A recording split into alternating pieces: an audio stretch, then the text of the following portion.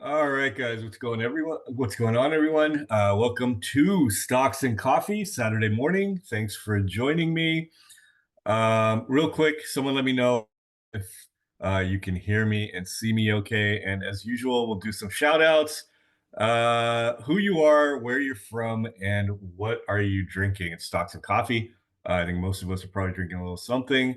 Let's see. Oh man, the first one's a tough name. I hope I pronounce this right. Well, maybe it's not a name. Aoteria, is that right? Good morning, Ron. What's going on? Tim, Ron's from Jacksonville. Tim, we know is from Chicago. Drinking the darks of Brent. What's going up? What's going on? As you can see, I haven't had enough coffee yet. I just woke up from a late night. Um, dark coffee. We got Steve from KC drinking the black coffee. Ron, what's going on? Steve, Donald from Connecticut. We've got Cameron from Canada. We've got Joy from LA. Brent is from Alabama. Quaz is from NYC. Todd from Pensacola. Brian from Vancouver. Kevin's drinking the green tea from SLC. What is that? I probably should know that. Mine's just blanking, but what is SLC? Uh, no wonder I can't pronounce Ettore. Aotoria is from New Zealand. We've got some international traders in here. Timothy, what's going on? From Chicago. We have Miguel from South Florida. I know for you East Coast guys, it's probably not even coffee time right now. Got North Arkansas, Nafiz from Ohio, Miriam from Austin, Stellan from NYC, Kevin from Salt Lake City. All right, good turnout today. We're going to talk about AI stocks today. What I'm going to do is I have a big list here of about 70 stocks related to AI that we're going to go over. I probably won't go over every stock in this list, but for the most part, what I want you guys to see is the different breakdowns in AI, because we keep hearing about AI stocks, but AI is just not one area. There's a lot of kind of sub areas within AI and direct and indirect plays. So we're going to talk about that. We're going to talk about the overall market, where this last week has been a little different than the past few weeks have been. We'll talk about a few of the key industries, which almost is like every industry right now. And then maybe some stocks to watch, although we're going to go over a lot of AI stocks, which are on the watch list anyway. You guys know there is a 14-day free trial to the swing service, which I run at Bulls on Wall Street. So just go on Bulls on Wall Street swing trading, and you can do that, or just join. Obviously, you can ignore the swing class that's done now. And then, of course, you guys, if you've whether you're a member or whether you've been to a Stocks and Coffee or any other webinar, you're a member of the Bulls family, you can contact me anytime. singjd1@aol.com is my email. Couple of links here. This Bulls on Wall Street swing trading link. I'm going to post these two in the chat. Actually, I'll do all the resources here in the chat. That is 50 tips article. I think you'll get some good stuff out of that. And I just posted I read like a book a week. I've been doing this for years, and I've been focusing on AI books. And they're about AI. They're not necessarily trading books, but I think it's really important. We're going to talk about this later, but I think it's really important to have a handle on the AI industry, not just for now, but going, 5 years from now, 10 years from now, in terms of your trading. So obviously there's 7 books here that I recommend reading. Again, it's not necessarily a trading books, but just having a deeper understanding of AI, which I think helps with your trading as well. Even though we're just trading technical analysis and patterns, I think it's a good thing for all of us to know. So in the article, there's a little summary of the book. And then I think more importantly for you guys, I have some stock. I picked stocks related AI, like AI type stocks that we're going to go over here today that kind of relate to what that specific book was talking about. So even if you don't read the books, I think it's helpful to go in and look at this and just see what stocks relate to what. So take a look at that article and if you want, read some of those books. But let's go ahead and talk about the overall market. And of course, if you guys have any questions, post them in the chat here.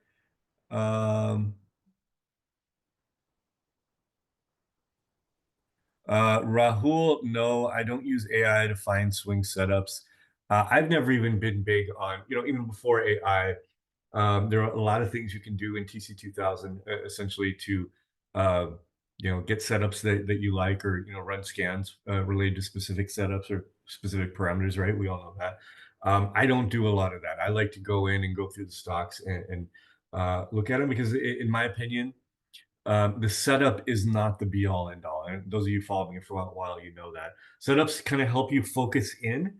But if all you're doing is looking at scans that spit out setups, especially for swing, day trading is a little different.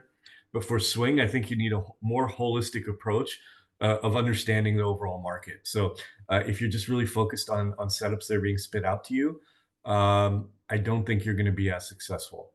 Um, you could find setups that you're looking for almost every day. And but you need to have a more holistic approach. So yeah, I don't do that, and I probably won't. Um, yeah, we'll talk, Dan. We'll talk about S&P 500 in a second. Why don't we go ahead and start that? I got one more question here. Rahul's asking, is there a specific reason you use trading TC2000 over TradingView? I've never used TradingView, so I don't know a whole lot about it. I've been using TC2000 for years and don't really see much of a reason to change. Everyone has their preferences. All right. Okay, let's take a look at the S&P 500. And for a little quickie review, if we pull this thing out, sometimes it's good to get a broader understanding of what's going on. We can see in 2021, 22, there was this big old topping pattern. Then the overall market failed. The topping pattern triggered, and we got into this bear market. Right? We had a high here of 487, went all the way down to 348. And this has all been tied to essentially inflation and the Fed and what the Fed has been doing. And then you can see we bottomed out here. The initial bottom was expectation that the Fed was going to slow down on the rate increases and pause. They did that. Then there was a lot of anticipation in here of rate cuts. And so far, while we've had a few rate cuts, they have not been as extensive as originally was expected way over here. But the market keeps hoping for them. So 2025, we started 2025 with a natural pullback. Maybe there were some concerns initially with what the new administration was talking about, but no one knew, are they really going to do this stuff? And it felt like talk. But then when it started to get really implemented, we can see the big meltdown. And then when news got better, we got the big meltdown. And that's essentially where we are now. Now, when we broke the 200-day moving average and we started to get really extended, we started talking about a potential pullback. Okay, now we traded this through very aggressively, and then here we started talking about potentially a pullback happening. It would be healthy for the market, and lo and behold, wishful thinking, we got that, and the market has pulled back here, and this is healthy. Maybe it can be a little bit of pain when you get used to this kind of run up, or when you're in positions and maybe a couple of your positions get stopped out. But overall, this is very healthy. This sets up the next big run in the market. And we were talking about how the market, when it gets extended like this, it needs an excuse to pull back. It almost wants to pull back. And then when you get any little type of news that can trigger that, will get you the pullback. And we got that, with some inflation. Actually, the inflation numbers have been pretty good. So not necessarily inflation numbers. Inflation numbers have been beating expectations, but more tariff talk, essentially, especially related to Apple in the European Union. So we got this pullback. Yeah, Brent, that's right. Last Friday, We had the credit rating downgrade as well, and that those were all excuses for a pullback. And when we see these pullbacks in these big trends, we always want to assess the pullback. Is this a viable pullback? Should we be getting ready to trigger more longs, which is what we want. That's why we wanted the pullback. We want our setups to emerge. If the market's extended, a lot of our stocks are going to be extended as well. And we want to assess now, is this viable pullback or is there something to be more concerned about? So far, it feels like a viable pullback. And let's talk about some of the factors. Number one, when you think about the news events that happened and how the market reacted compared to how the market was reacting before. Like if we were looking at this, we wouldn't think there were some big scary news events. This just looks like a natural pullback in any uptrend, right? So, and now it's holding the two or testing the 200-day moving average. So it looks like a natural pullback. Now let's think about the news that was occurring while this pullback was happening. One, what Brent just mentioned, the Moody U.S. credit rating downgrade, which can be very concerning. And look at how the market reacted. I mean, think about the big scary news we got here and the kind of pullbacks. Even when we'd get scary news here, look at the kind of pullbacks we would get. Here, it's been a very mild pullback related to that, right? So you can almost think of that as a positive, like almost a positive divergence that we got this big scary news. Knowing this, if you told me beforehand, I would think we're under the 200-day moving average weight, maybe down here. We didn't get that. And then later in the week, these things seem to come in cycles. We'll probably have another thing hit us, the rule of threes. But then later in the week, the current administration comes out, starts, we thought the tariff stuff had cooled down. There's more deals being negotiated, especially with Europe. That's one area where we really weren't quite as worried about. And especially after the deal with UK. But then later in the week, and then related to our big tech stocks, that's a concern as well. We knew that had died down, that Apple's CEO was meeting with Trump, right, earlier in the week. And then Trump comes out and says, we're going to hit Apple with tariffs if they don't, I think it was if they don't produce all their stuff in the US, and then more tariffs on the European Union. And that was cause for the market to pull back here. And we can see now we are testing the 200-day moving average. So just think about that, how we were reacting to tariffs. We have this credit rating bad news. We would expect the market to be really melting down, but it feels like a natural pullback. So I think we can take that as a positive. Now, if we look at our market breadth indicators, let's start with T2108. This is stocks above their 40-day moving averages. And notice here as well, when there's bad news, sometimes the T2108 will drop very fast. Notice here, much like the market, just kind of sliding down as would be expected in a natural pullback. So nothing too concerning here with T2108. Now, if we look at our equal weight ETFs, and again, for those of you who don't know, I think most of you here know the drill, but the equal weighted ETFs, if we look at SPY here, SPY is not equally weighted. Apple and Tesla are worth 3% of the S&P 500. Top 10 holdings are worth about 35% of the S&P 500 right now, historically high levels. And so you're not getting an accurate depiction of all 500 stocks when you look at SPY. It's heavily weighted to the bigger stocks. RSP solves that by equally weighting all 500 stocks. So Apple is not worth any more than WMB, VST, CrowdStrike, and so on. So what we want to see here is compare RSP to the 100. If RSP is holding up better, that's a positive market breadth signal, right? If RSP is doing worse, that would be a confirming or negative market breadth signal. So if we look at the S&P 500, one thing to notice is S&P 500 is over the 200-day moving average, while RSP is under the 200-day moving average. That would seem to signal a negative divergence, but what I would say to that is during the pullback, it's actually held up well. Like yesterday, RSP was down 0.4%, while S&P 500 was down almost 7%. And then That's been kind of happening throughout the pullback here. I think there was one day where SPY beat RSP. But the reason it's below is because it was so beaten down when the market was really negative that even this big move up, it didn't go as high as the S&P 500. So I don't think this is concerning at all. We'll just say not positive, not negative, just kind of neutral on that. So nothing to really worry about. And then if we look at QQEW holding up very well in line with what the Qs are doing. So again, probably neutral on that. Other thing we want to do is look at small and mid caps, and they have been holding up well as well on the pullback. So I would say overall, this pullback feels very standard. Not any big positive divergences where we're 100% sure we should just be buying here, but we'll watch this closely. If we start to see some strength here, we can say, okay, the market is ready for the continuation pattern. If I had one concern, it would be maybe that we've seen a little bit of uptick on volume on some of these pullbacks, not only with the market, but with some stocks as well.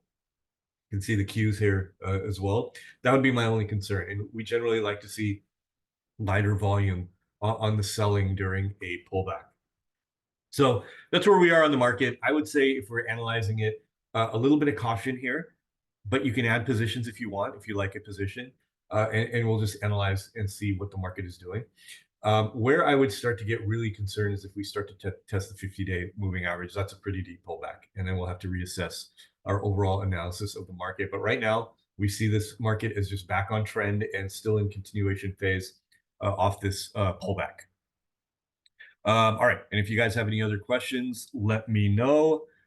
So that's our current outlook on the market. And this question here that I posed, where do we get concerned? We're not concerned now. Feels like a standard pullback. But if we start to break the 200-day moving average and start heading towards the 50-day moving average, then we start getting a little concerned about the overall market. And we get very cautious with going long. And when we get out of the second quarter earnings, which we're starting to do now, and get into June, where there's not a lot of news coming out, summer is coming up, and the next earnings season is not till mid-July. This tends to be kind of a choppy month historically as well, which is why that old adage, sell in May and go away, that often happens in June. But sometimes June can be strong. So we'll see how it plays out. We'll just keep assessing what we're seeing in the overall market. All right, let's do a quick industry analysis. We're not going to go too deep here. We're just going to notice what has been leading. I have this filtered over the last 2 weeks. Notice just a kind of cross section of the top 20 here. We have solar, utilities. Essentially, this is energy here. Solar, utility, oil and gas. A lot of the diversified industrials are related to energy. And we have commodities here, aluminum, silver, agriculture as well. Media, here's broadcasting TV.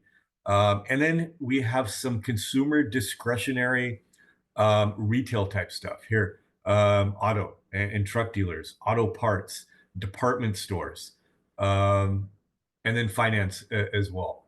We have capital markets here. And then notice here, semiconductors, computer systems. There was another one here, scientific and technical. A lot of these areas have a lot of AI related stuff. So semiconductors is not necessarily AI, but it's related to AI. Computer systems, not necessarily AI, but related to AI. So AI has really been picking up. If we do like a pure AI ETF, here's bots, robotics, and intelligence. You can see how strong the move has been here. And this consolidation here has been lighter than the pullback in the overall market. The market was kind of pulling back like this. We see bots has been more of a straight line. So we can see some areas that we want to be paying attention to. We're going to focus on AI today, but just know, if you're thinking about the stocks you should be looking at right now, tech related to AI and big tech, power, which is again related to AI. We're going to talk about that in a second, how many of these power plays are actually kind of indirect AI plays. So let's get to that and talk a little bit about AI in terms of categories and what they do. So when we think of AI, we tend to think of the pure AI plays, right? Like if there's something, related to something like ChatGPT or DeepSeek or, companies that are using AI heavily. That's what we tend to think of as an AI. But AI is a big space in the sense that it's not just that. There are a lot of things related to AI, right? You need the chips, which is the semiconductors. So if AI is booming, these chip companies related to these AI companies are going to be booming as well. That's why NVIDIA has been on this, 2-year really big run. It's all been related to AI and quantum computing as well. Power plays. It takes a lot of power to run AI. So, late in the week, nuclear power went nuts. And any of these power plays related to AI were very strong. And so a lot of these, that's why you see number 2 on the list here is utilities independent. That's essentially independent powers. That's essentially an AI play. And notice when I showed you bots was strong, and we like the pattern. But notice here, power plays are even stronger, and that's a theme you will see. That it's not when we talk about AI, it's not necessarily the pure plays, it's the indirect plays that will often be doing even better than the pure AI plays. And this is historically happens all the time. If we think about the early 2000s internet boom, same thing was happening. You had the pure internet plays, like a Yahoo, and a lot of the other Google and a lot of the other pure internet plays. But the stuff that was really moving was the backbone of the internet, Oracle, and those type of stocks. So, and you could go historically. This happens all the time. Computer systems in the 80s, it was the same thing. It wasn't necessarily computers; it was Microsoft and other companies.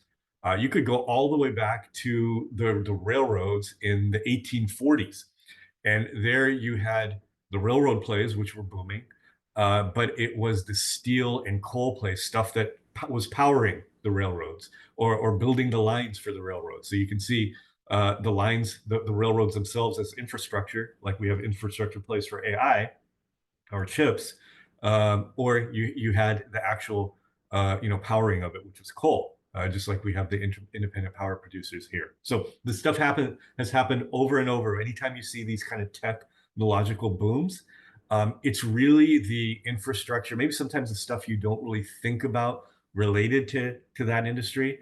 That is the stuff that really moves. When commodities are moving, you often see trucking do really well, the stuff that has to move commodities. So always be thinking that, okay, this area is moving. Now, what's indirectly related to this area? And again, you'll often find that area is the one that is moving even bigger than the pure plays. So that's a lot of talking related to this spreadsheet here. So what I've done is I've got about 70 stocks here that I would consider AI stocks in some way. At first glance, sometimes you might not think of them as AI stocks. That's why I have listed here as well direct and indirect. And this is a really loose grouping. Like some of these directs could be kind of considered indirect as well. So the important thing is you don't have to like break down and study these companies and really dig into it too much. At the end of the day, we're trading technical patterns, but it's good to know these kind of sub industries. And you'll find sometimes maybe within AI, maybe semis aren't moving, but the power producers are moving. Or maybe the healthcare related ones are moving. So it's good to really understand these groupings. So I have them grouped. You can create your own groupings however you see fit. And sometimes you have stocks that are in multiple groupings, and you'll see that here. There are some stocks, especially the big techs, that are in more than one grouping here. So 68 stocks, but it's really in the listing of groupings, it's really more than that. So let's take a look at some of these groupings. Of course, semiconductors, the hardware, the chips, essentially like the backbone of this stuff, right? And within semiconductors, we have NVIDIA, AMD, Intel. Avgo is one that we have been watching very closely. Haven't traded it yet, but watching very closely. Taiwan Semiconductor, Marvel Technology, ASML, another one we've been watching very closely. Qualcomm, SMCI, and then ANET, and then I've kind of done a little, not, I wouldn't say a deep dive, but I've looked a little more closely at what they're doing. and have labeled these direct and indirect. And maybe we could quibble about whether some of these are direct or indirect. It doesn't matter. But it's good to have a general idea when you're looking at it. And then a little blurb here about exactly what each of these companies are doing related to that. So we have semiconductors here. And if you guys want to take snapshots, you can take snapshots of this and do your own investigation. Cloud platforms and hyperscalers. Um, that's essentially storage. And hyperscalers are the big storage centers. So you have Microsoft, Amazon, of course, Google, Oracle, and IBM. And you can see here more closely what they're doing. And yeah, I have OpenAI here for Microsoft.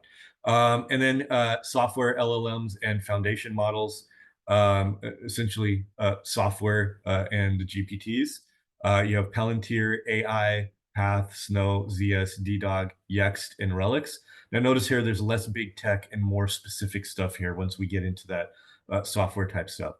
Robotics and animation, and a lot of these will also be healthcare as well. IRBT, ISRG, TER, ROK. This one I don't know much about. ABB and PRCT.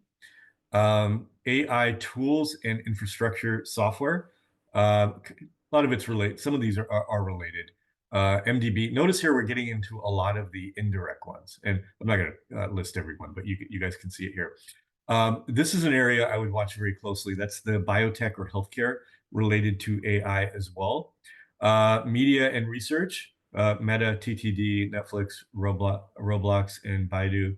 Autonomous vehicles and AI, of course, Tesla, Rivian, LCD. I could have added a few more in here. And these guys provide software and chips for that. Now here is the more speculative kind of emerging pure plays. SoundCloud, that's related to music and voice.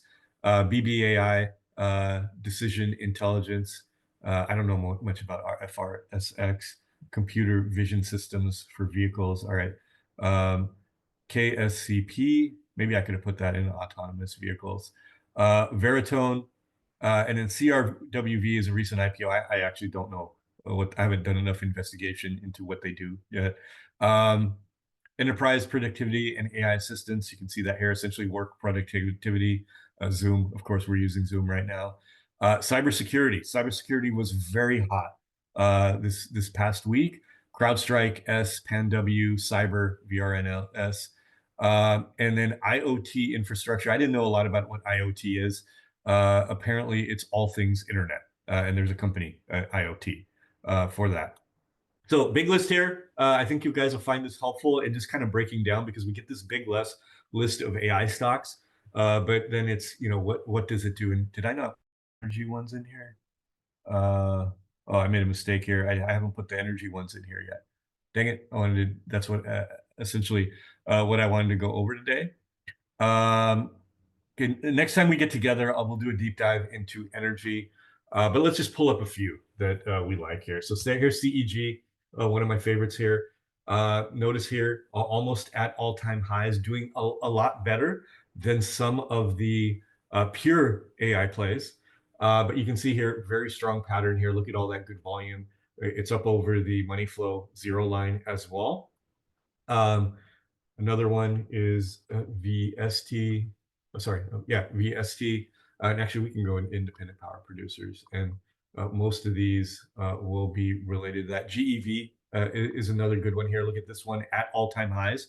So usually when, in the past, when we think of utilities and power plays, they're not the most volatile groups, but now they are moving with more volatility and with bigger percentage gains, again, than some of the AI stocks. NRG is a nuclear power plant, one that was very strong late this week. And look at how it broke on earnings as well.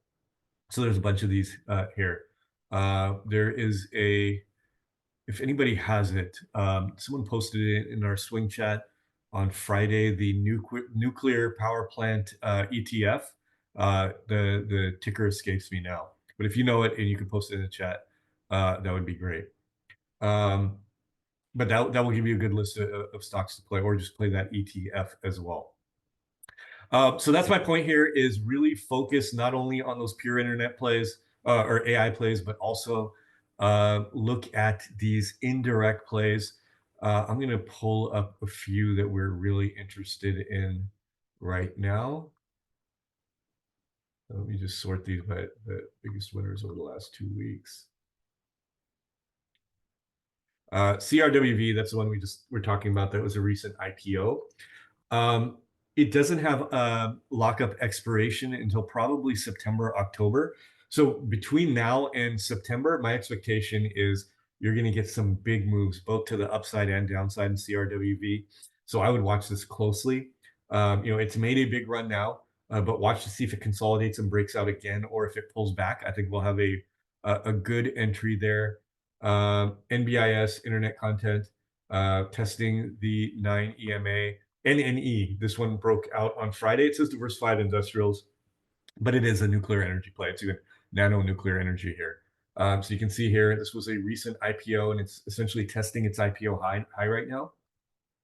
In big breakout on Friday, I would definitely be watching this stock.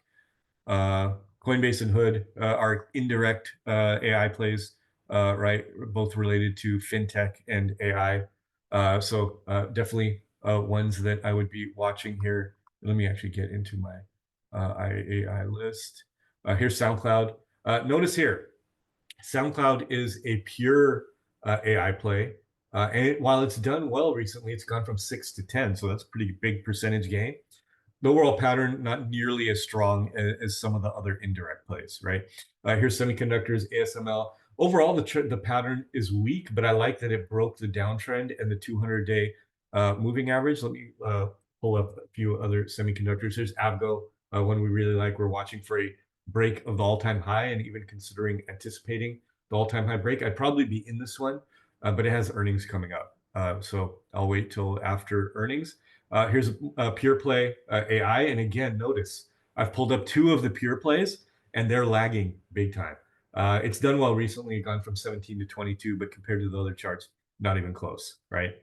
Shopify here incorporating. And then, a lot of the businesses that are incorporating a lot of AI in their businesses. So Shopify here has been very strong, a little bit of pullback after earnings. CrowdStrike, AI and cybersecurity. This one's very strong. We're looking to probably enter this one this week. ISRG, AI related to medical devices. And you can see here has made a big run up, and now it's pulling back with the market testing the 200-day moving average. ANET related to software. Relics related to, gosh, I forgot now. I guess business services at all-time highs. Again, more of an indirect play, and this one is at all-time highs. So we're seeing a theme here where the indirect plays are doing better than the more direct plays. And of course, PLTR feels like the NVIDIA of last year is PLTR this year. And of course, we have the big techs as well. The easiest thing to do if you're thinking AI is maybe do an energy play, and all of the big techs are related to AI in some way. So NVIDIA here has earnings coming up. Meta has been very strong. We're waiting to see if it remounts the 9 EMA or pulls back deeper, but we definitely are watching Meta and Netflix as well. We're watching for a break of the high in Netflix. Of course, Microsoft. Microsoft was one of the weaker charts, but after earnings has been very strong, and we're watching for the all-time high breakout. I think Google and Apple are kind of on our stay away from list right now. Google, because it's getting so much negative news related to the government, and same goes for Apple as well. All right, so that's a little primer on AI. Maybe in future sessions, we'll kind of go over maybe just, it would take too long to just break down every stock in here, but we could take little sections and go over maybe the 11 in semiconductors, and there's actually a bunch more I could have thrown in here. Go through each of these sections. That's basically what I wanted to cover today. If you guys have any questions, you can go ahead and ask them now. Of course, and I'm going to post this again, take my contact information. You guys know you guys can contact me anytime you want, and we'll do a Q&A right now. I see there's some tickers there you guys want to go over. Thanks for posting that ETF. I think it is NLR. And you guys check out the on Paul J. Singh, the AI article, and on Bulls on Wall Street, the 50 tips. You guys can sign up for the 14-day trial if you like on the Swing service. And let's get to your question. Pierre, yeah, IoT is Internet of Things. Brent, Stellan, and Howard all said NLR. I think that is the ETF. Yeah, nuclear energy. Here it is, and look how strong it is. Again, this relates to that theme of direct versus indirect. Nuclear energy at all-time highs, while bots is not even close. Well, maybe it's kind of close, but not. It's not up here the way NLR is. So keep that in mind. Anytime you start hearing, okay, AI is really starting to move, look at these indirect plays and have your lists ready to jump on it when these things start moving. Stellan mentioned URAN. That would be uranium and nuclear. And this seems like a more recent one. And this is, I don't know much about either of these ETFs, honestly. But yeah, nearing highs as well. My guess is this is tracking more of the uranium index because we don't see a list of stocks, whereas NLR is a grouping of stocks, and you can see some BYXT is one that I was watching. We mentioned CEG. I don't see. I'm surprised the other one that we were looking at. CCG is a popular one as well. All right, good. Thanks for that. Okay, Brent is asking, could it be the direct companies take the brunt of the negative news where the indirect ski by without as much of an impact? Could be that. Also could be, the pure plays are doing more speculative stuff, while, say nuclear energy is not tied to one AI company or one, one product that they're working on. They're providing the backbone for all of these companies. So I think there's more safety in those. Maybe their revenues and earnings are stronger right now, whereas the speculative plays are doing a lot of research. And what tends to happen is you have 20 or 30 more direct speculative plays, and we saw this in the internet boom. Out of that, there are 2 or 3 that are going to become truly the next big thing, and a bunch of them will just fall by the wayside. All right, we have another one from Jay Glee, NUKZ. I'm feeling this is a leveraged one. No, it's not. Yeah, very strong at all-time highs as well. All right, that looks like the extent of the question. Again, remember, guys, you guys can contact me anytime. If you haven't already, you can do the 14-day trial or just sign up. bullsonwallstreet.com/swing trading. We'll do another one of these maybe next week or the week after, definitely in the next 2 weeks. So have a great holiday weekend. The market does not open till Tuesday. If any of you guys are like me, usually what happens to me is I wake up in a panic Monday morning and then realize it's a holiday. All right. Talk to you guys soon. Have a great weekend.